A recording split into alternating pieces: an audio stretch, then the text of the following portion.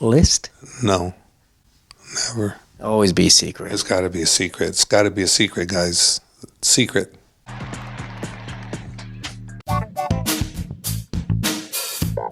This is the Schmo with the pro, with one of the best minds in mixed martial arts.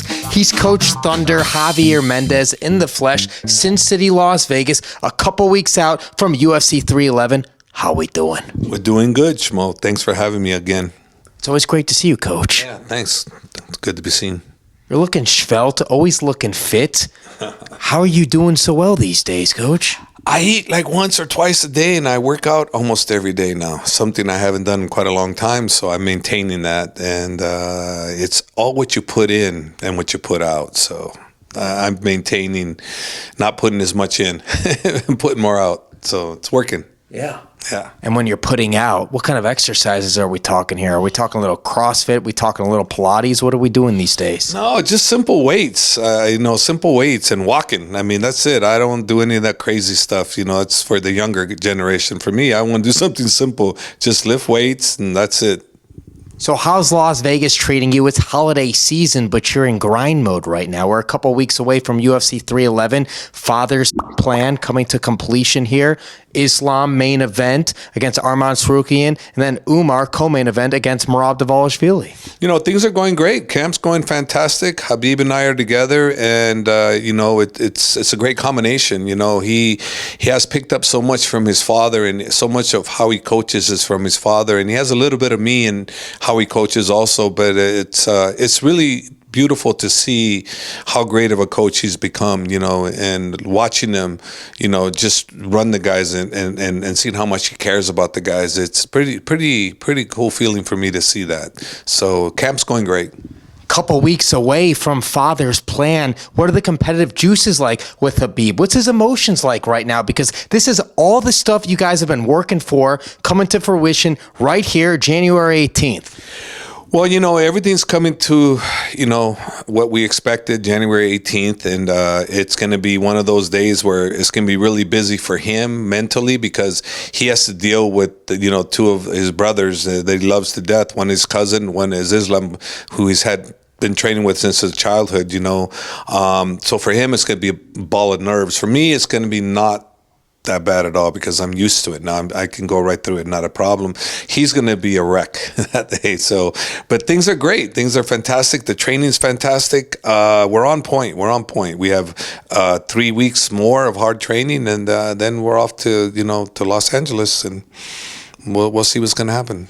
Does the circumstances being the main and co-main and the titles on the line make this training camp any different than the training camps prior to this one? Yes, of course it makes it different, because we have two main events. The semi-main could be a main event anywhere else. So it's definitely a harder situation. But we know the routine. It's always when it comes to sparring, we always Islam gets to decide first when he wants to go. He can go first, second, third, or last. He decides, and then we go the next one in line, which will be Umar, and then we go from here to here. So we always follow a protocol that's always been priority, and we follow that routine, and there's never an issue. So in camp, there's no issues whatsoever regarding that. So it's all easy. Islam hasn't been shy about wanting to go for another title at 170 pounds, potentially the welterweight title. Obviously, he's got Arman Sarukian, not looking past him, but this is the second time he's fighting him. Do you think it's going to be a point in time where he's just going to be sick of fighting the same opponents at 155 and it's time to go up to 170? We'll get to Bilal Muhammad next. I think that as long as Bilal is where he's at, I don't think Islam will go up. I really don't. I could be wrong, because he can make the decision for himself. But I'm thinking that as long as that's there, he won't want to. But, the UFC can also decide what they want to. They can decide to reject your opportunity to go up or encourage your opportunity to go up. So they have a lot to say about what happens with his career, because, he's not going to say no whenever they offer him an opponent. So if they want him to go up in weight, that's something that he could say no to. But I don't know if he would or wouldn't. It just hasn't happened yet. Are there specific milestones that he wants to achieve at 155? Certain things that he has to feel like he accomplished in order to move up in weight divisions? Yeah, well, one of the good things, think about it, he'll be this title defense, if he is successful, like we're hoping he will be, he'll be the first one that has the longest, defenses. He'll have 4. Everybody's had 3. He would have 4. So he'll break the record there. So that in itself is history making for him. So we'll see what happens from there, but if he does another one after that, that's 5. So he's always going to be in every fight he has. If he stays at lightweight, it'll be basically legacy fight, because now he's improving. So it'll be a milestone for him every single time, if that's where the UFC decides and he decides where he wants to be at lightweight.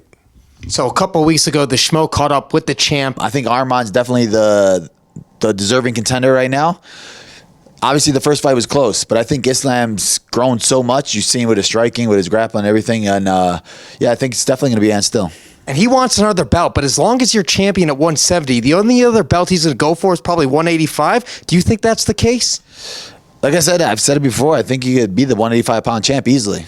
Driscus and Strickland, those are your 2 guys that are fighting for the belt. Strickland's going to try to teep his way to victory. Driscus is going to shoot on his knees and then throw big winding up punches. I think Islam will take either one of them down and tap him out. Do you believe that Islam could be the 185-pound champion if he wanted to, let's say, jump from 155 to middleweight at 185 and not fight at 170?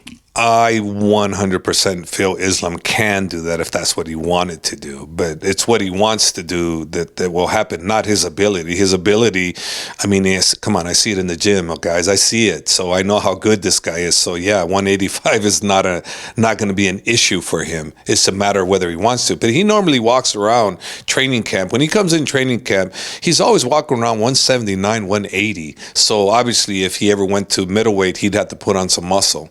But not saying he can't, and not saying he won't or doesn't want it. I don't know. We never discussed it. We have discussed welterweight, but again, as long as Bilal's there, that I just don't see that ever happening.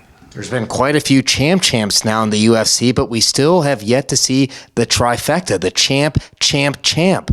Islam Makhachev, is that the guy who's got the best opportunity, the most skills to potentially hold that sentiment? Yeah, I would say, he has that. He has that potential to definitely trifecta. Definitely, 100%. He has that ability, and he has the mindset. He has the work ethic.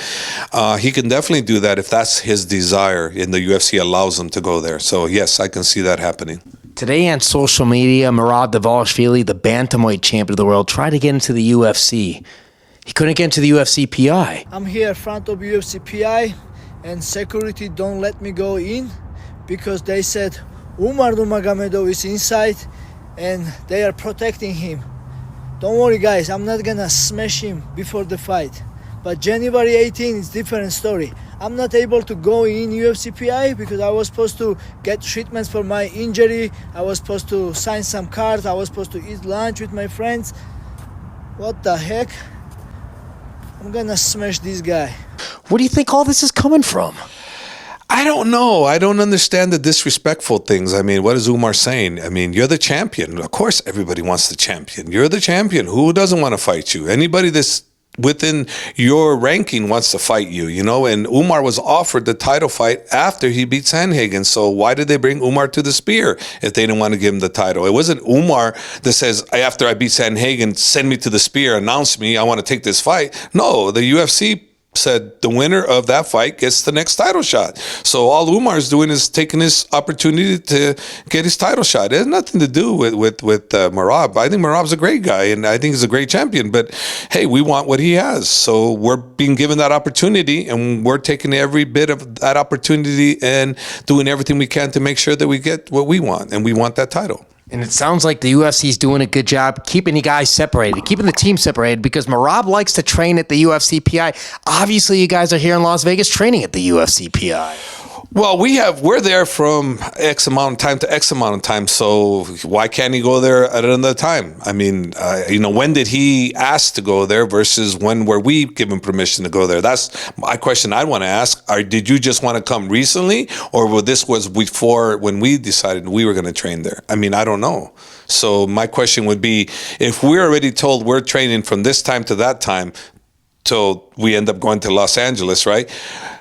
And then you come in, you say, I want to train, but okay, when you want to train, Umar and Islam train there in time. Well, how can you get upset at that? I mean, I don't know. I don't know the circumstances, but I do know that if we're already training there and you didn't ask specifically for that particular time and we were granted that, then that's on the UFC, not on us. We're not trying to interfere with anything he's doing. We want him to have a great training camp because we don't want a situation where someone's going to say, well, his camp was shitty. No, we want him to have a great training camp. We want the best, Merab, because that's what you want. You want the best that you can from somebody you're either going to fight who's the champion or the contender you're going to defend your title against. You want the best because that makes you feel good about when you win, that you defended or you beat the best. Former Bantamweight champion Sugar Sean O'Malley deleting social media in 2025. Who do you think the former champ should be fighting next? I don't really know. But maybe Henry? Cejudo? Yeah, why not? Yeah. Battle of Arizona? Yeah, why not? Those two guys would be good for each other. Why not? Sugar Sean he's good fun to watch, and Henry's he knows how to chop it up. Why not? Let them fight. That'll be some good banter back and forth prior to the fight. Yeah, I think so. I think they're both entertainers, and I think that'd be a good fight. I would watch that. Did you complete your naughty and nice list? No. The nice list, yes. The naughty, no. That's just to be seen soon. Have you ever disclosed who was on Javier Mendez's naughty list? No, never. Always be a secret. It's got to be a secret. It's got to be a secret, guys. Secret. Always a secret. Always a secret. Always a secret. Between us, it's a secret. No chicken feet. No chicken feet. No chicken feet. Only tuna. Tuna feet. No, tuna don't have feet. I know, but you're a big fan of tuna. Yeah, because Javier's Choice tuna. That's where I was going with it. Javier's Choice tuna. I have a tuna company coming soon, guys. Javier's Choice. It's tuna. How would you describe the taste of the tuna? The best, premium, highest quality tuna you can get from Maldives. Javier's Choice. What's your recipe for tuna fish salad? Mayonnaise. It's a good base. That's it. Mayonnaise. That's it. Sorry. How do you get the crunch? Crackers? I don't know. Put it on crackers. I don't know. Mayonnaise. Put on crackers. Eggs. Yeah. Eggs and crunch. Yeah. Maybe some carrots, some celery. Okay. All right. Carrots and celery. Yeah, there you go. Schmo's got it. Carrots and celery. Okay. Just trying to add some more flair to the brand. Spice. Okay, good. Okay, we're done. That's all it is. Yeah, that's it. Crackers. Celery. There. Carrots. Final message for all the Javier Mendez fans out there worldwide as we gear up for the new year 2025. Have a nice, Merry Christmas and safe holidays. Don't drink and drive. Follow the law. Follow the law. He's the pro. I'm the Schmo. Las Vegas. We're out. We're in and out. In and out. Like the burger. The burger out. Yes. Yeah. Burger. Yep. We're burger out. We're out. Burger.